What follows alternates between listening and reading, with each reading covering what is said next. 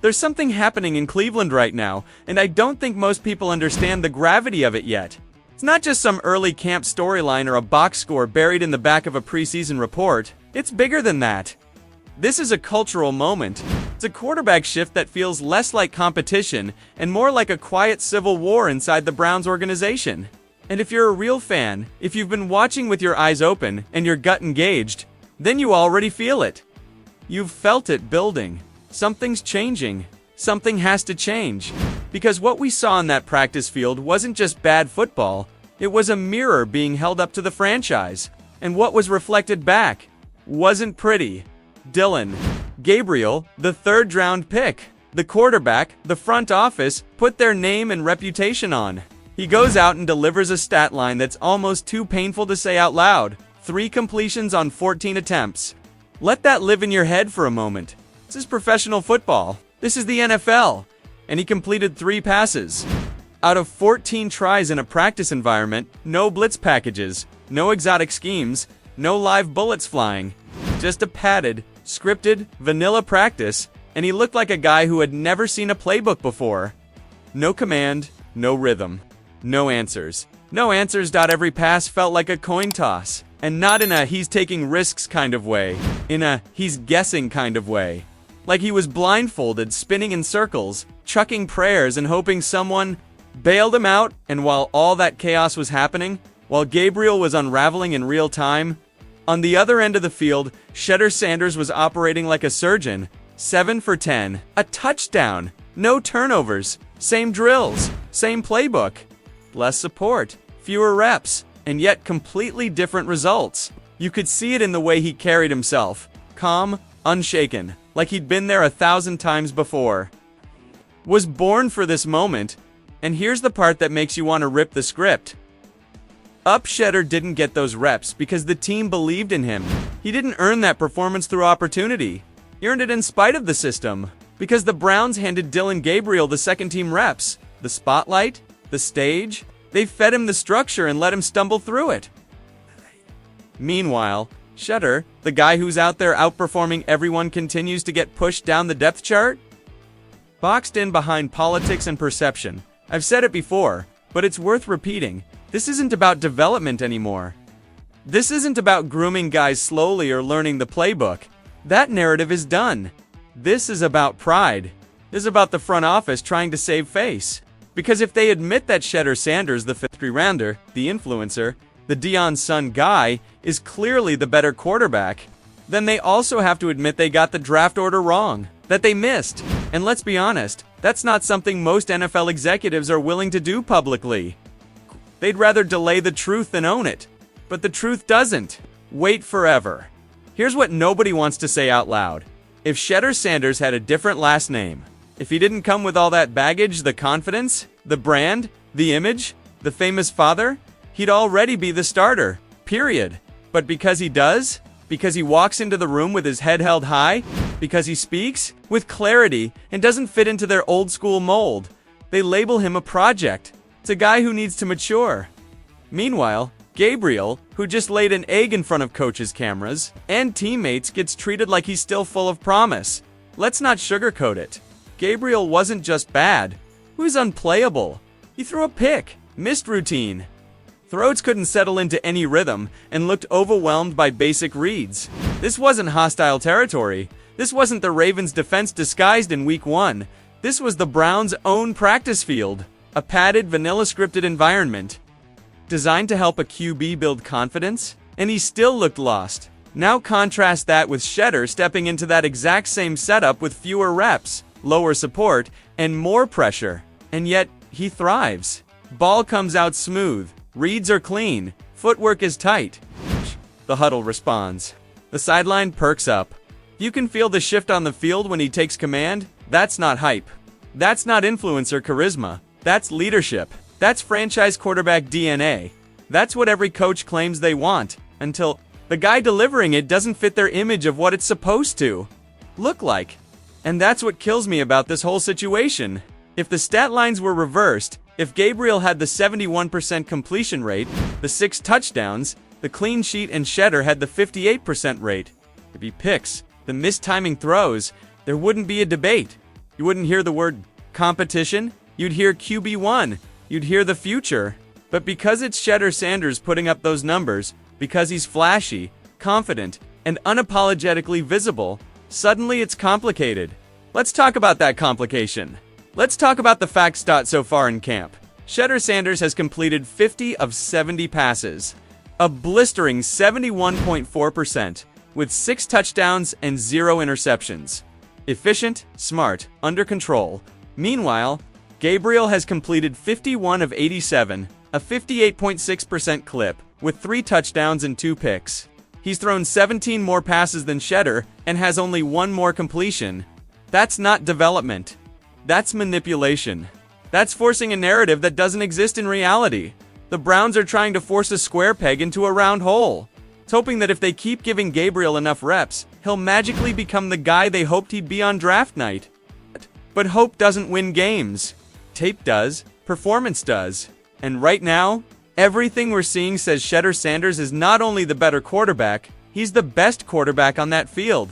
And look, I get it. Shedeur isn't your typical safe pick. He's loud. He's visible. He's rich. He's built different. And yeah, he's Deion's son. That makes a lot of people in NFL circles uncomfortable. But maybe it's time they got comfortable, because the game is changing. The league is changing. The quarterback position is changing. And if the Browns don't change with it, if they keep clinging to draft status and outdated ideas of what a QB is supposed to look and sound like, they're going to miss the moment. They're going to miss their guy. Because Sanders isn't just a story. He's not just a name. He's not a brand. He's a quarterback, a real one, a starter, a leader. And if the Browns don't figure that out soon, the fans will. The players will, and the league will not. And by then, it might be too late. Let me just say it flat out. What's happening right now in Cleveland is insane. Like, absolutely mind-boggling. You ever watch something so obvious, so loud, so undeniable, and yet everyone in power is pretending like it's not happening? That's what this feels like. Because while the Browns front office is up there grinning behind press conference mics, spinning their PR machine, feeding the media a bedtime story about Dylan Gabriel being the future, there's a completely different reality unfolding on the practice field.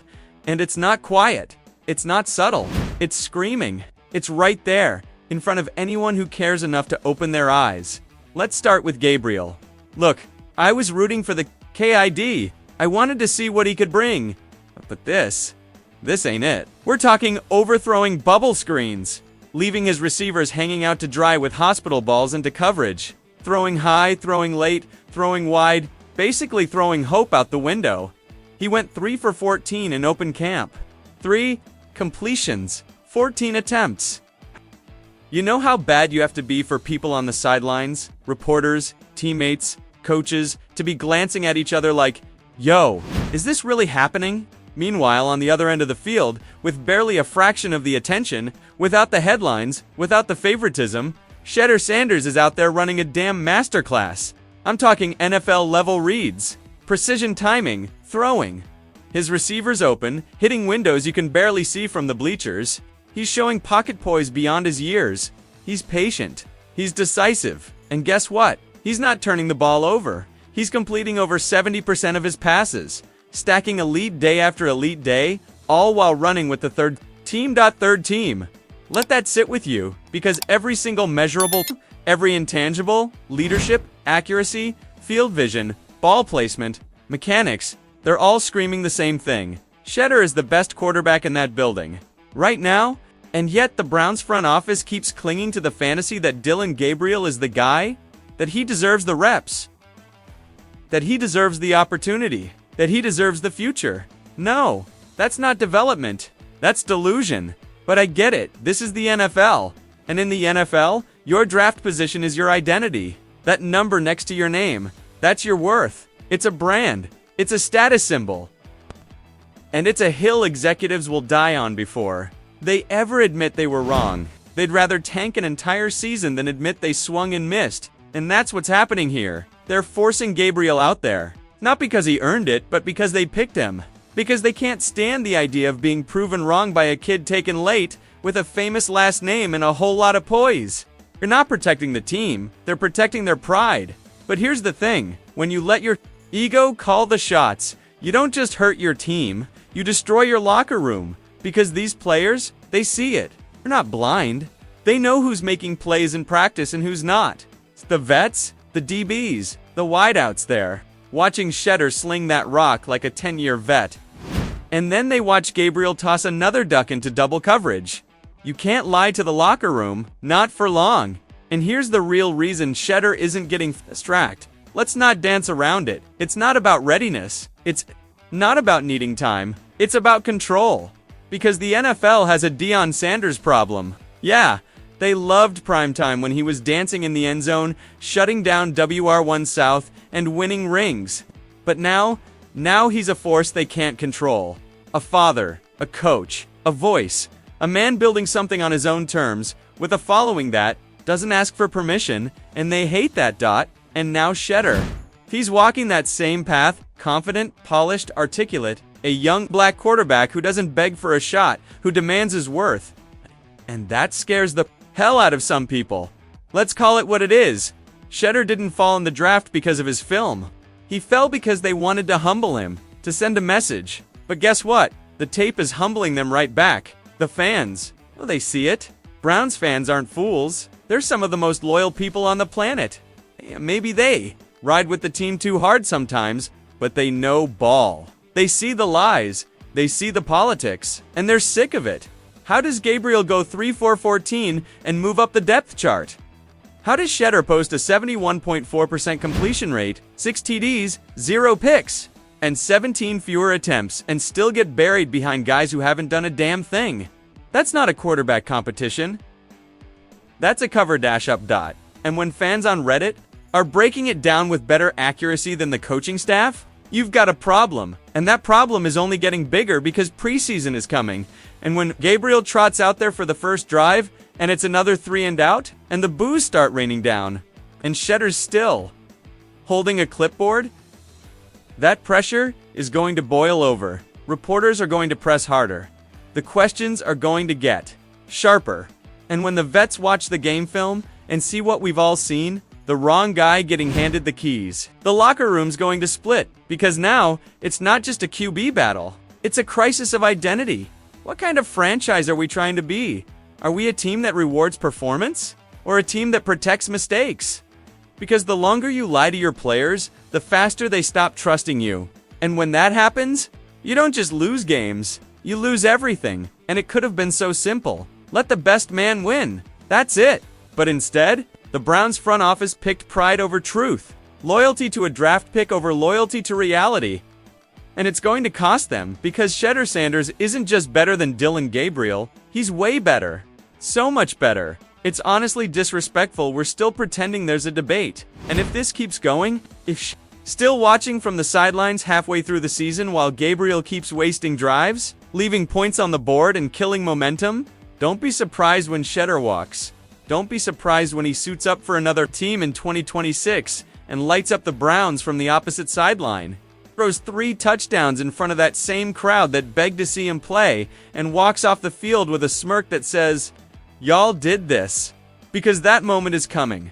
This isn't just about quarterback reps. This is about leadership. This is about identity. This is about integrity. It's about a scouting department, a GM, and a head coach who looked at Gabriel minus 5 feet 10, jittery footwork, erratic mechanics, bad decisions, and said, yeah, he's the one. While Shedeur.com, composed, battle-tested, sat on the board, and fell, all because he wouldn't fit into their box. Well, guess what? The box is broken. And before we go, I've got something for the real fans out there. I'm launching a giveaway, something big. You think you know who's going to start week 1 for the Browns? Drop your prediction in the comments. Right now, smash that like button. Make sure you're subscribed, because 5 of you are going to win an official game jersey on me. The more videos you comment on, the better your chances. Let's keep this community growing, because we're not just talking football, we're telling the truth. And right now, Cleveland needs to hear it. Now back to Friday's practice, the day the mask came off. Gabriel didn't just have a bad day. He got exposed, overthrows, missed reads, bad body language. And while all that was unraveling on one side of the field, Shedeur was locked in, surgical, throwing darts like it was his team already. And yet, somehow, he's still fighting for reps. Still proving himself, still waiting behind a guy who's proving every day that he's not ready. That's not competition. It's politics. And that's how teams stay stuck in mediocrity. But it doesn't have to be this way. So Kevin Stefanski, Andrew Barry, Jimmy Haslam, if any of you are watching this, if you care at all about what's happening on your field, in your locker room, in your city, end the charade. Stop protecting your pride and start protecting your future. Start. Shedeur Sanders. Before another team hands him the crown you dropped, and when he comes back wearing a different jersey, torching your defense under the lights, don't act surprised. You had your chance, and you blew it.